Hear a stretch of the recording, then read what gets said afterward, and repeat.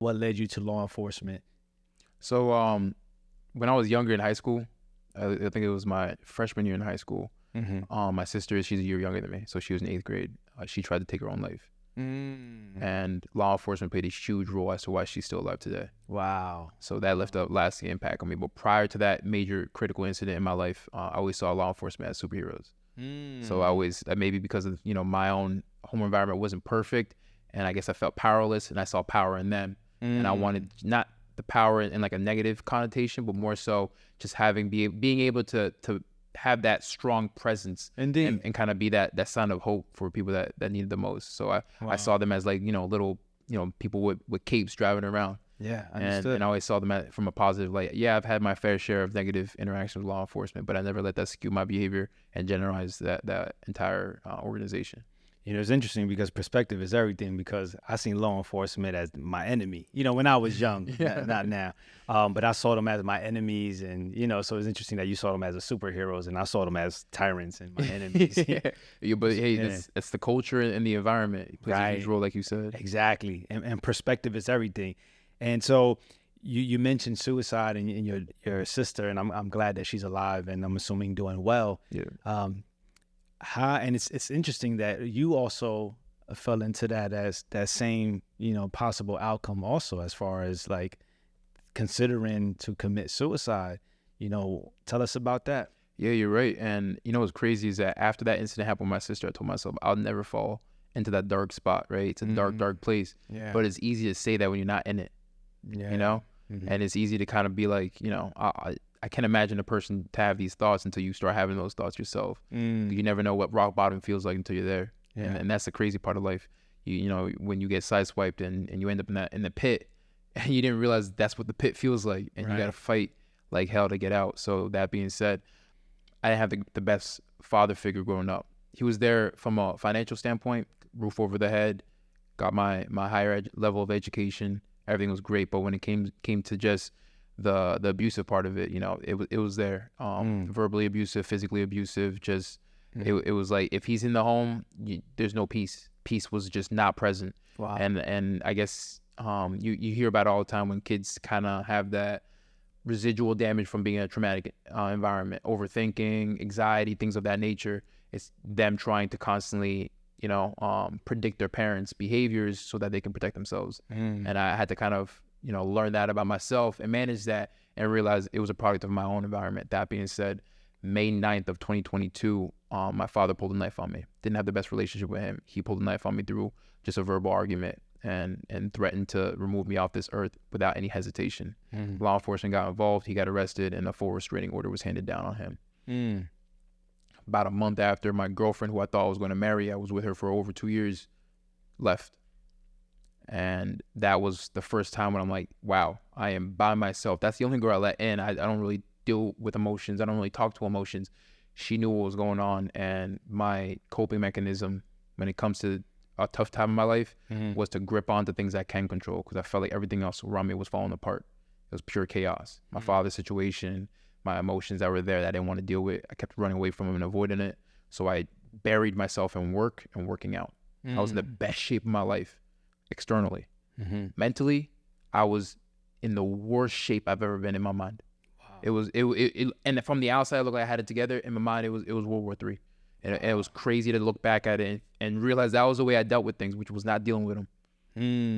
And that's what led me to eventually, about a month or two later, when I was showing up to work late, getting written up, oversleeping, overworking myself, felt like I was going to lose my career. That was the only thing that I had left. And that's what led to me to sit in my car with my Glock 43X, my off-duty gun, thinking about whether or not I should eat it.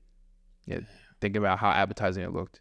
And that's the loneliness that people don't really tell you about, because my law enforcement agency, they knew what I was dealing with, but the best thing they could do was, all right, if you need somebody to talk to, go to this person here.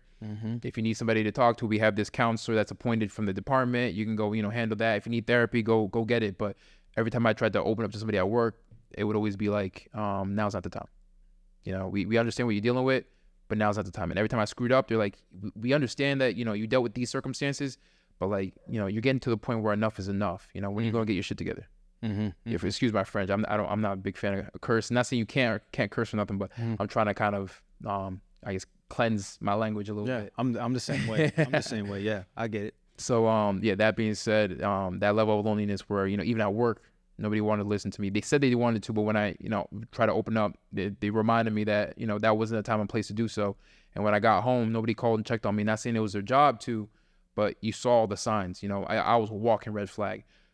Before my incident with my father happened, I was showing up to work on time, ambitious, smiling, my energy, everything was there. Incident occurred back to back, my father's situation, my girl leaving me, and it was night and day. I could even hang on to anything. Wow. And not a single person thought, hey, let me just check on this dude and see, what's going on. Maybe, how about we go somewhere and talk about it, Right. I was on my own island. And that being said, later on that year, I went to church for the first time. And that was the first time I felt peace in my entire life. And there was a service that about a couple months ago, they talked about how if your spirit is craving the Holy Spirit, if your own spirit is craving the Holy Spirit, and you walk into a service or you walk into, open up a Bible, you will find what you're looking for. If your spirit's craving it, it will be fed. And I was craving it more than ever when I walked into church September of 2022. And I haven't stopped going since. I've been going at least once a month. Wow. And, I think that service talked about how when you're by yourself and you're at that rock bottom and you feel like there's no one to lean on, that's actually God asking you to lean on him.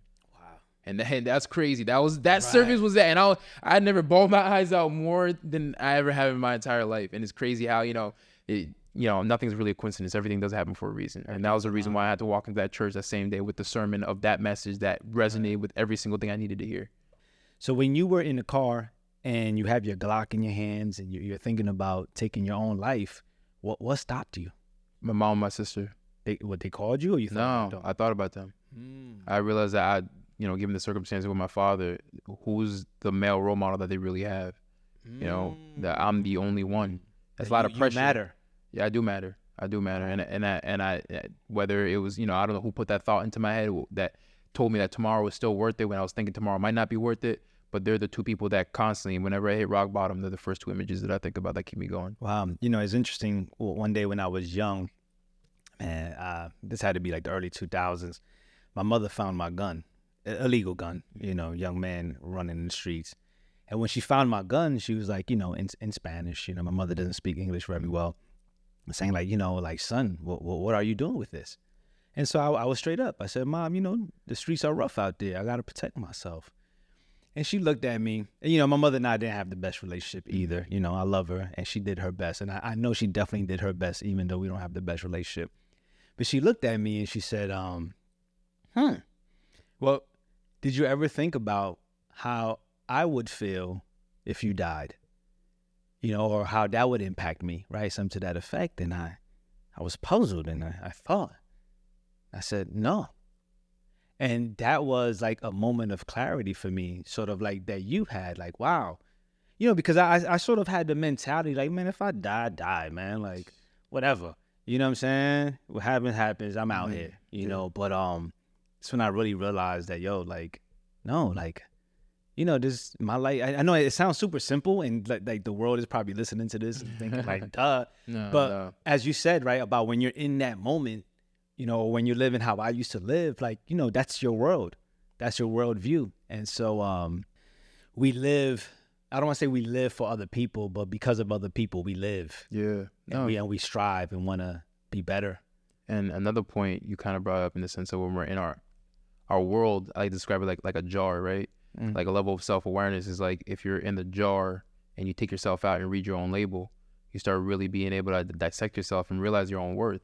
Top of everything else. But when you're stuck in the jar, you don't realize what your true value is. You're so stuck in your moment or circumstances. Right. And then you get really, really lost. But all you really got to do is take a step back, take yourself out, and start reading your own label. And that can mean a multitude of different things. When it comes to your value, your weaknesses, what you can strengthen. And that's what really is, growth and self-development. Yeah. No, I love that. And I think that's what I meant by moment of clarity. I had one of those moments where I got out the jar. Yeah. You know what I'm saying? And looked at my own label like, oh, snap. Yeah. So I just want to say that I'm super happy and glad that you are here. Appreciate that. Likewise. Especially because I know the work that you're doing. And again, we go to the same gym. I see how people light up when you're around. And then to know that you're growing your tribe and you're going, people, I mean, let's talk about it. As a matter of fact, perfect segue. I mean, you're going viral because of your message. And so many people would have been deprived, on so many levels. I'm sure you're familiar with the butterfly effect. And then you got to think about. No, enlighten me with the butterfly effect, please. Oh, okay. Butterfly effect. I'll keep it super simple. Yeah. That, something that happens like right now. So the concept comes from the fact that when a butterfly flaps his wings, like the energy that it's manifesting from flapping his wings has an effect on the earth. Oh. Yeah. So things that we do, right? I've heard it, but I never actually. Go ahead. Yeah, that's like super simplified version. Yeah, of course, but I get what you're saying. Yeah, I see the power in it. Right, like they say, like it can cause like a tidal wave. Super extreme, dramatic example of what it can do. But in terms of what I'm saying for you is like the butterfly effect, like that one incident of you. I mean, but it's all connected, right? So because you were picked on, and then the things with your father and your girlfriend at the time, and almost committing suicide, all of that like contributed to cultivating the person that you are today. And because of that, your level of thinking and words, which we're about to get into in terms of the mindset coaching and whatnot, is having an effect on people, not only on the surface level, my brother, but you don't even know. You're impacting them in ways that they're not even aware of yet. You understand what I'm saying? Right. So that's what I mean by the butterfly effect. Like, you don't even see the impact. Like, it's not just about somebody watching your videos on social media. It's like what's happening behind the scenes and what that will do for the persons. And you said something that I just remember. I came across this perspective, and I'll start off with a question. So my question to you is, do you think you need a diploma to be successful in this lifestyle? No. You don't? I believe you do need a diploma in order to be successful. Okay. By diploma, I don't mean, an associate's degree and I should have asked. And things of that I thought that's what you meant. No, but I do, but okay. Different degrees. So, you do need a diploma to be successful in this life. But when I say associate's degree, I'm not talking about associate's degree in accounting. I'm talking about associate's degree in abandonment, right? A bachelor's degree, not a bachelor's degree in biology, a bachelor's degree in brokenness, right? Master's degree, not a master's degree in math. I think you get the idea. Master's degree in misery and PhD in pain. And I came across this webinar that talked about it in that perspective, and that was powerful to me, because what you're saying exactly is kind of like through the tests that I'm going through, that I went through, that you described, is why I have the platform and the opportunity to tell my testimony. Absolutely. And to share my story and remind people that they aren't alone. And that's why I always tell people, if you resonate with my content, you're reminding me that I'm not alone, and I hope you feel the same. Right. And the realness of it, because one thing that we take pride in Raw Success is not being fake gurus. You know what I'm saying? Like, we're in the trenches, and we would like to think, because, we examine and observe our guests to, that they too are official, and so you are qualified because of your struggle, because of your pain. And so now, what brought you out of that pit? You described it as being like in the pit. Yeah. So you're here, boom, you didn't take your life. Great. We're all benefiting because of that. Super grateful for that. What led you towards now, you know what? I want to take my message and bring it to the world. Tell us a little bit about that. Well, first, excuse me, sorry. Go ahead. What is your message? If you can say, what's your message? If you can say it in like one sentence, what's your message? And then answer the question. Yeah, no, my message would be my purpose. So my purpose would be leaving people better than how I found them. I love it. And like my journey, because a lot of people ask, what's your purpose or what's your journey, right? For some reason, I found that as my purpose, and it resonates with my soul and my message. And my journey is to impact people in a positive way, but impact as many people as I possibly can in a positive way. That's the journey that I'm on. And the byproduct of that will be the financial success, the financial freedom, and all these things that come along with it. But that's not what I'm focused on. My focus on is delivering that message and reaching as many people as I possibly can. Yeah. And pinnacles and things that I hit along the way, I won't even imagine what it might be. And that's not what I'm focused on. Indeed. So when you got out of the pit, right? Walk us through that. And I hope I'm not opening any. Nah, we're good. If we open anything, I'll let you know. Hey, we can close that door. Okay, perfect. So, walk us through the process of like, okay, you decide not to take your own life. So you put the gun away, and I know you said you went to church eventually. Walk us through your your evolution and transformation from that point of getting out of the pit? So months prior to that, I had already bought the camera that I have in my possession, and I was just doing light recording. Nothing was really clicking. I didn't really know what I wanted to do with that. What sparked that thought? Because there was something behind that. I was inspired by my ex. She was a photographer. Okay. So me coming across the fact that she takes pictures, I wasn't big on pictures. I like the whole video aspect of it. Yeah. So I always liked fitness. The influencers that I followed, I was inspired by them. Okay. And something about it just drew me towards it. I didn't know that I was ultimately going to be where I am now, but something butterfly slowly, effect. But yeah, exactly. Yes. Okay. A butterfly effect. Got So I bought the camera. Yeah. Didn't know what I was doing with it, but I was just gonna record my workout stuff. Pull myself out of the pit. I look back and I realized, wow, it got dark real quick. And it reminds me of the perspective when they say it takes, let's say months or years to build a beautiful house or a mansion, right? It takes a while, just the foundation and everything, but it takes seconds to burn it down. That's to show the fact that bad things happen really fast. And you don't realize that a simple spark could take down the entire house. In the same sense of when I ended up in that pit, I didn't know what the pit was, where it was, what it felt like. But when I was there, I knew, after I got out, I looked back and I told myself I never want to get there. Chances are I probably will end up there. But now I know the proper tools, resources, and the foundation that I use to get myself out. I just got to do it again. It's interesting, right? Don't lose your thought about the pit, right? I remember one time I was in a negative state myself, and I was ashamed of that because, here the world knows me as a positive person, empowering person, someone who's a little smart, right? Got a little bit of knowledge and wisdom. Right. Thank you for that. And I remember my wife was like, yo, you sound depressed. You're depressed. And I was like, no, I'm not depressed. What are you talking about, right? And so I realized, though, getting up out of that, right? And I don't want to get into that because this is not about me. This is about you. Hey, but you can share if you want to share. I'm all ears, man. Indeed. Two-way street. Getting out of that rut, so to speak, I realized like, yo, I wasn't even aware that I was being negative, So it's like it can consume you, and I wasn't nowhere where you were, right? But it can consume you to a point where you don't even know you're in the pit.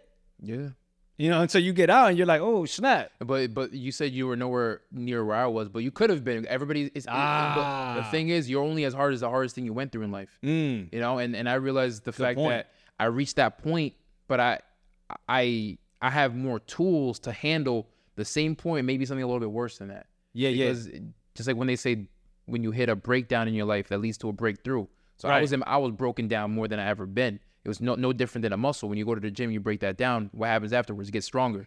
And that's exactly what happened to me. I got close to pulling that trigger, but I didn't. But now I don't think, I can't predict the future. But if I get to another pit, I know exactly what's going to keep me grounded and keep me from those thoughts creeping in. And my sister and my mom. And differently, what's different now from your pit back then, something that I had when my wife pointed out, you have me now. And we're friends. True. So I'm going to be in your life. So if I see any red flags or I see you acting a little different, I'm going to be like, yo, DC, what's good with you? True. You know what I'm saying? But yeah, and that goes back to that. Like you felt alone. I dare to say you were alone. And the reason why I say I'm hesitant in saying you were, because I also know that a lot of times we perceive that we're alone and we're actually not. It's just, it seems that way. So I don't know if that's for you. And I don't mean that in any disrespect, like, you know what I'm saying? But, so you perceive like you were alone. And the truth is that I definitely am not alone. Like I have my wife, I have my children, and I have good, dope friends that call me out whenever I'm not acting like the best version of myself, which is, that's why I felt that when you said you were alone. I was like, yeah, man, if I didn't have my tribe, if I didn't have the people that I have around me, who knows where I would be. And in addition to that, I also have the tools to get me up out of that. So once I realized, I was like, oh, snap. That's when all the books and the experiences and like, yo, I'm from the hood. Like, what I'm going through now, that's nothing compared to what I've been through. And then all of these things, the lights sort of seem to turn on, and then the masculine presence and energy and reframing. There's a concept in NLP called reframing, where you take something and you, like, for example, I like to use the example, if you have a child that's hyperactive you know, parents will complain like, oh man, my child has too much energy, da da da. However, you put that same child in fitness, or you put him in martial arts, or, you know, anything, you know, like that, that he'll be killing it. So if you just reframe it, some things just have to be reframed. You understand what I'm saying? Yep. Oh, this is just a moment for me to practice patience. Yes. For me to cultivate patience, right? So you can reframe Power things. and We have the perspective. power. Yes, Exactly. yes. Which I is see what what we've you're been saying. talking about throughout the whole conversation.